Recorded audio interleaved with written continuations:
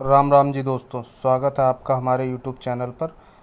आज हम दोस्तों जो टॉपिक लेकर आए हैं वो है बंगाल किसका है, ममता का या मुसलमानों का। यानी जो बंगाल की वर्तमान स्थिति है, जिस प्रकार का माहौल बंगाल में बना हुआ है, उससे क्या साबित हो रहा है। क्या बंगाल वाकई जो ममता संघर्ष करके बंगाल की कुर्सी पे आसीन हुई थी, जो उन्हें सत्ता दी सौंपी थी बंगाल के लोगों ने, क्या ये वही ममता है या फिर आज ममता भी इस्लाम को एक तरीके से प्रमोट करने वाली मुख्यमंत्री बन चुकी हैं, या ममता बंगाल को एक अलग राज्य के रूप में या बिल्कुल देश से अलग एक नए देश के रूप में उसको स्थापित करना चाहती हैं। दोस्तों, हम इस तरह के मुद्दों पे वीडियो बनाते रहते हैं और आपके सामने प्रस्तुत करते रहते हैं। आप अपने कमेंट करके हमको बताइए कि आप इस संबंध में क्या सोचते हैं, आपको क्या लगता है। और आप हमारे चैनल को लाइक कीजिए, शेयर कीजिए और सब्सक्राइब कीजिए। अगर आप हमारे चैनल पर पहली बार आए हैं तो प्लीज़ सब्सक्राइब ज़रूर कीजिए, क्योंकि हम ऐसे ही जो देश में चल रहे हैं मुद्दे, उनके ऊपर वीडियो बनाते हैं और आप लोगों का ध्यान आकर्षित करने की कोशिश करते हैं कि समाज में जो घटनाएं हो रही हैं वो किस प्रकार से हमारे जीवन को प्रभावित करती हैं। ठीक है, तो आज हम जो बात कर रहे हैं वो बात कर रहे हैं बंगाल की। बंगाल की जो वर्तमान स्थिति है वो कितनी डराने वाली है। बंगाल आज के समय में एक ऐसा राज्य है जहां स्वयं एक महिला मुख्यमंत्री हैं, और ऐसी मुख्यमंत्री जिन्होंने सीपीएम की पिछले 35 साल की राजनीति को जड़ से उखाड़ फेंका। उस पार्टी का कह लीजिए कि एक तरीके से उसे घुटनों पे ला दिया, उसको प्रदेश की राजनीति पे हाशिए पे धकेल दिया। लेकिन उसके बाद भी जिस विचारधारा का खंडन करके ममता बनर्जी ने सत्ता हासिल की, आज ममता बनर्जी ऐसा लगता है उस विचारधारा की, उस गुंडाराज की, उस कह लीजिए कि लचर कानून व्यवस्था की सबसे बड़ी द्योतक बन गई हैं।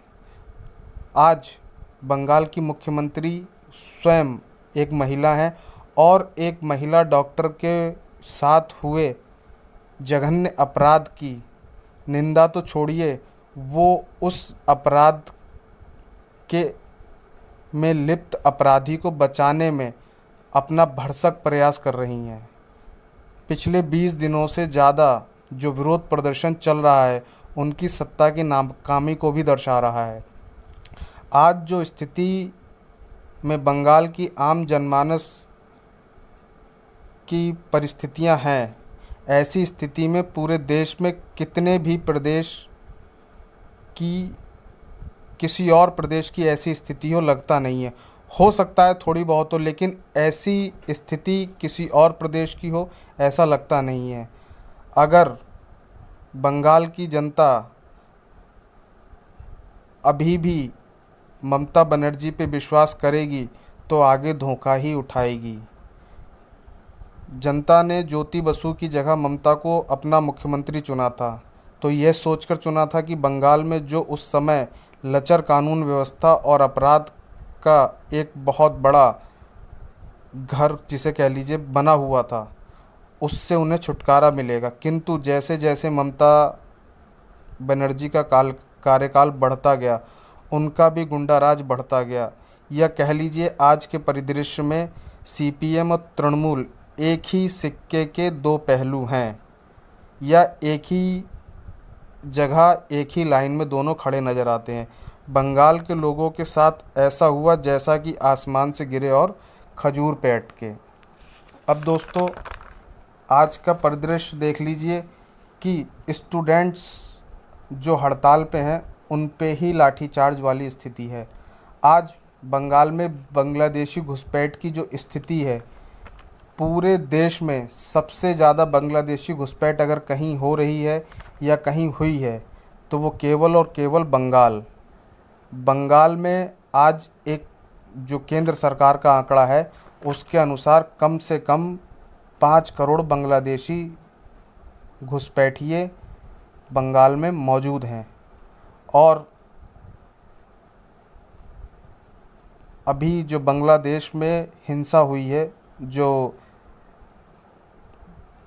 एक कट्टर मुसलमानों द्वारा हिंसा फैलाई गई, सत्ता का तख्ता पलट किया गया, वहाँ की प्रधानमंत्री शेख हसीना को देश से निकाला गया, उनको भागना पड़ा अपना ही देश छोड़कर।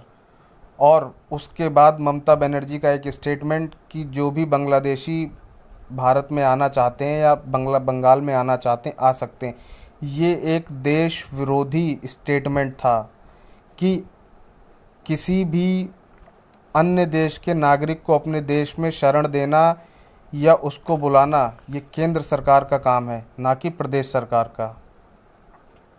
और आज जितने भी बांग्लादेशी घुसपैठिए बंगाल में बसे हुए हैं, उन्हें ममता ने अपना कोर वोटर मान रखा है।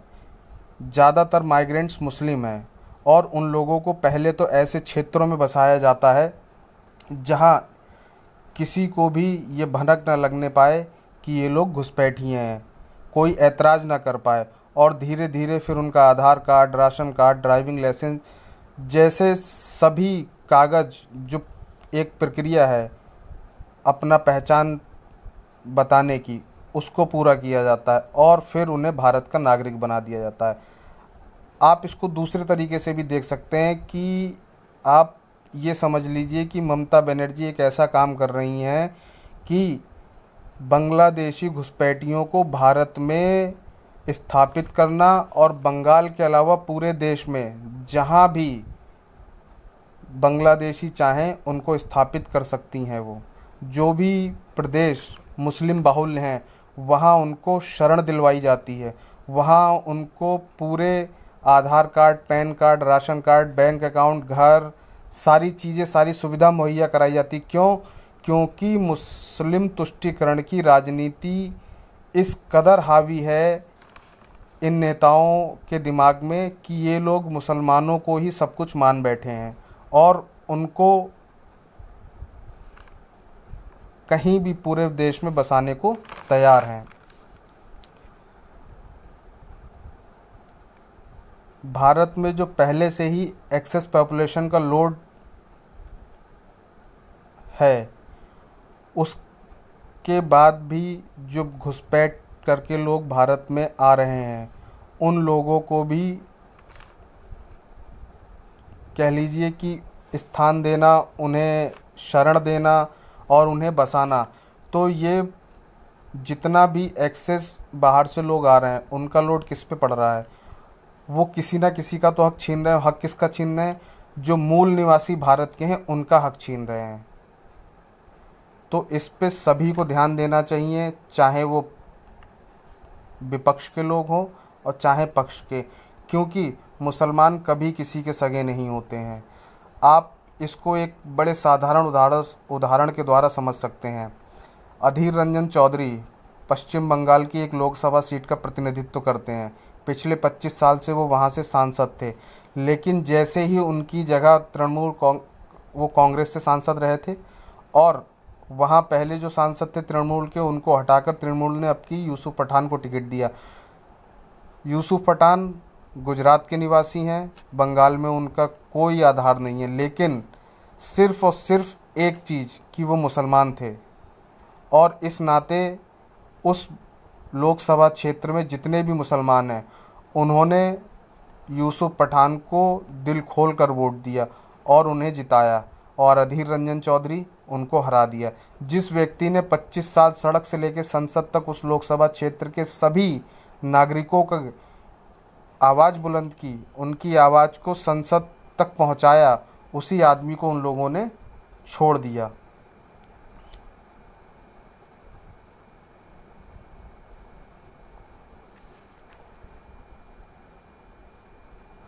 आज जो भी कानून व्यवस्था का लचर ढांचा बंगाल में नज़र आता है, या लोगों को मारने के लिए जिन लोगों का इस्तेमाल होता है, वे सभी कार्य घुसपैठियों द्वारा कराए जाते हैं। यानी बंगाल में जो भी कत्लेआम होता है या जो भी इलेक्शन टाइम में हिंसा होती है, उसमें ज़्यादातर इस्तेमाल उन्हीं घुसपैठियों का उन्हीं बांग्लादेशी घुसपैठियों का होता है जिनको ममता दीदी ने बंगाल में बसा रखा है।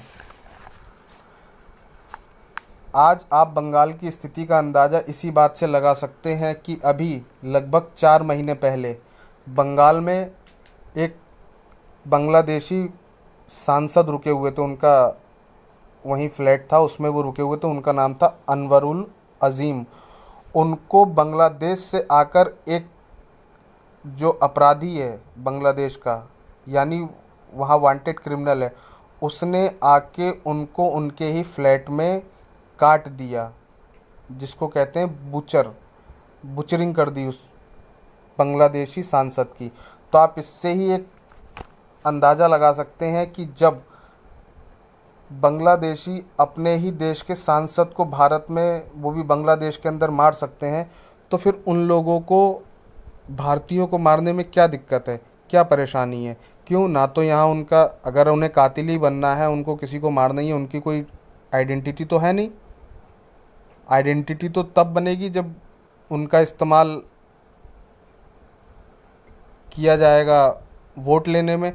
तो कुछ लोगों को सिर्फ इसलिए रिज़र्व रख रखा है, उनकी कोई आइडेंटिटी नहीं बनवाई गई, केवल गैर कानूनी तरीके से रखा जा रहा है, सिर्फ इसलिए कि इलेक्शन टाइम में उन लोगों का इस्तेमाल लोगों को डराने, धमकाने, जान से मारने और हिंसा कराने के लिए किया जाता है। और इसी कारण बांग्लादेशियों की पहली पसंद है बंगाल। वो दिन दूर नहीं है जब बंगाल में भी रेडिकल मुस्लिम के, जो रेडिकल मुस्लिम होते हैं, कट्टर मुस्लिम होते हैं, उनका कब्जा होगा, और हो भी चुका है। कुछ विधानसभा क्षेत्र, कुछ लोकसभा क्षेत्र ऐसे हैं जहां मुस्लिमों का ऐसा वर्चस्व है कि उनके अलावा कोई भी और व्यक्ति वहां सरवाइव नहीं कर सकता।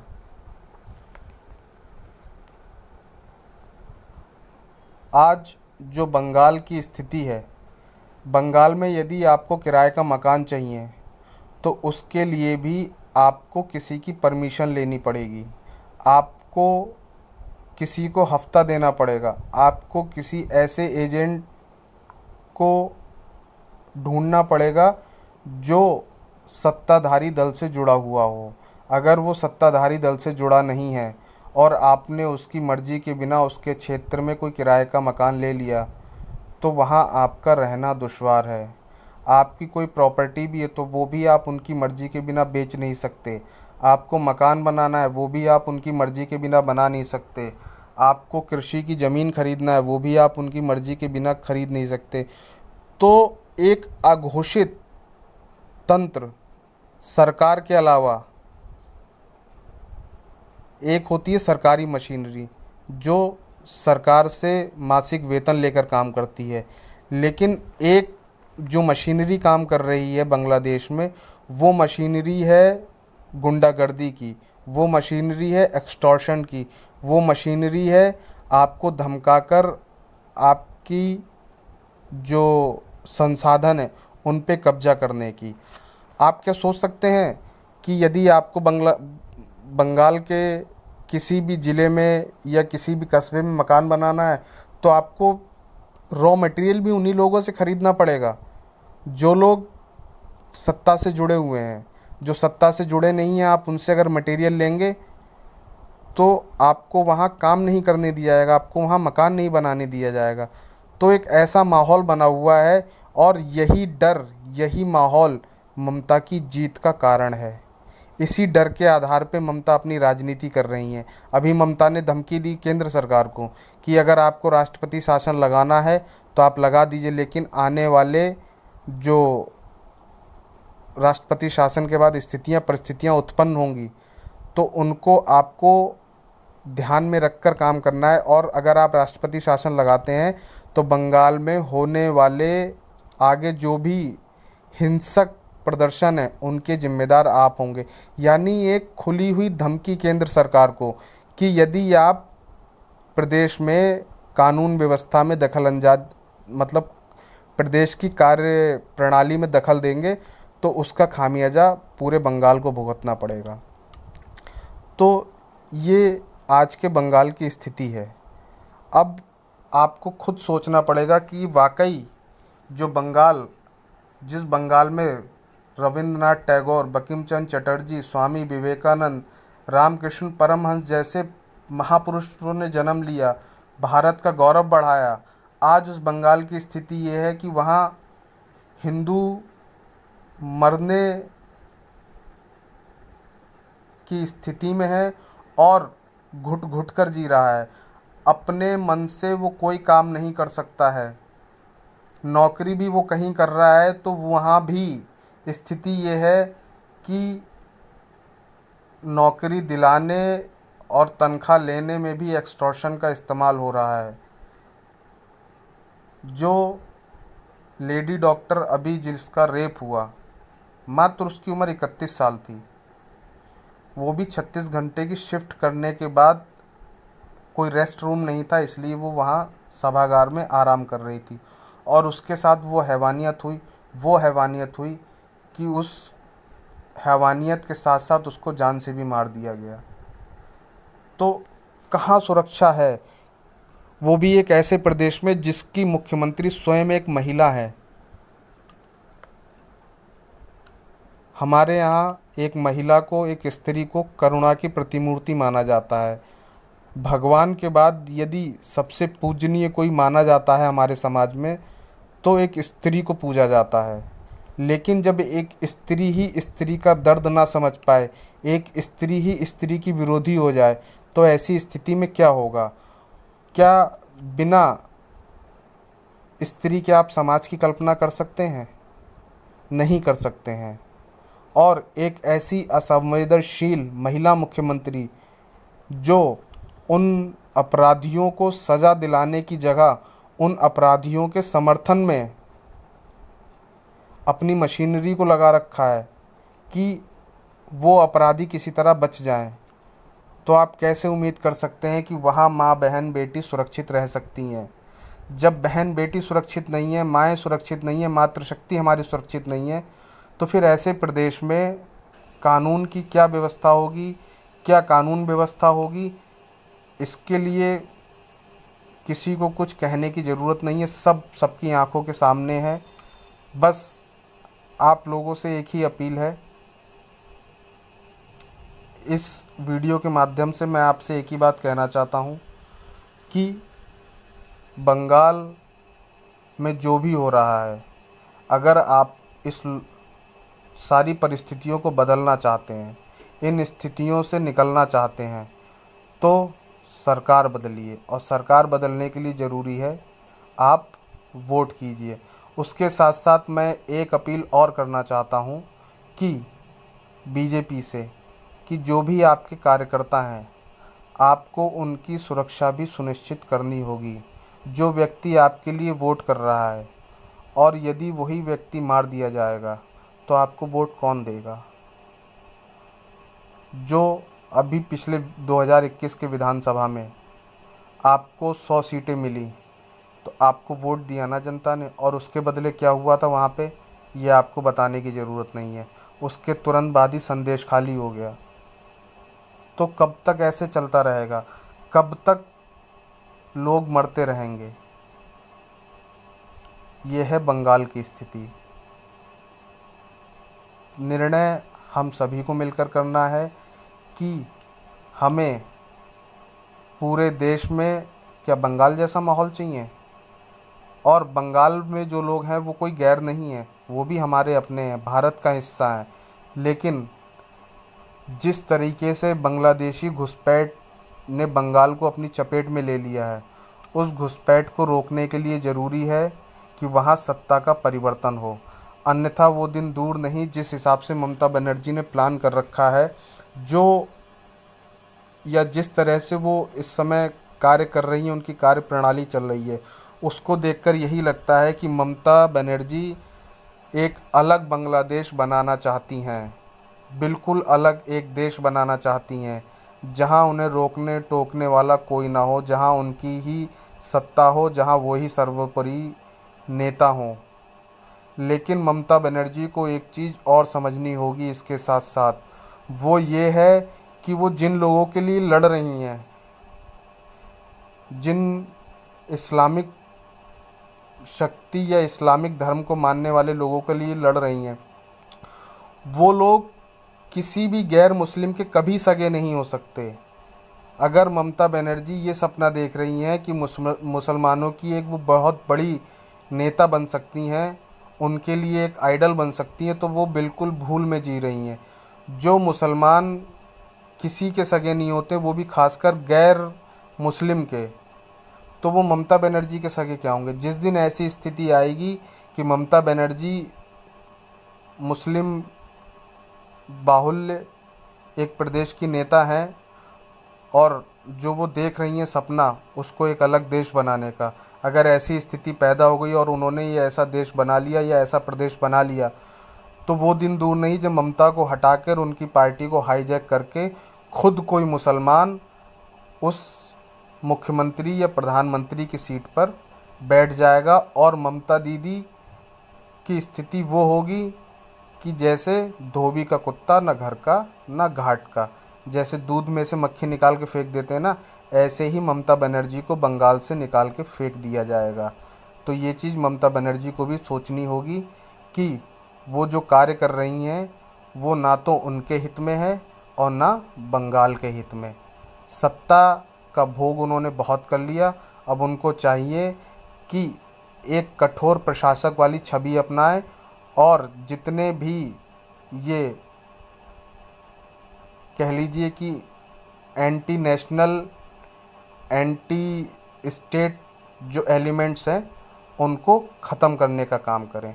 तो दोस्तों आज के लिए इतना ही, आगे फिर किसी नए वीडियो में आपसे मुलाकात होगी। आशा करता हूँ जो मैंने वीडियो में बातें बताई हैं उनसे आप सहमत होंगे। अगर आपको कुछ गलत लगता है तो आप कमेंट में मुझे बताइए, मैं कोशिश करूँगा उसे सुधार करने की।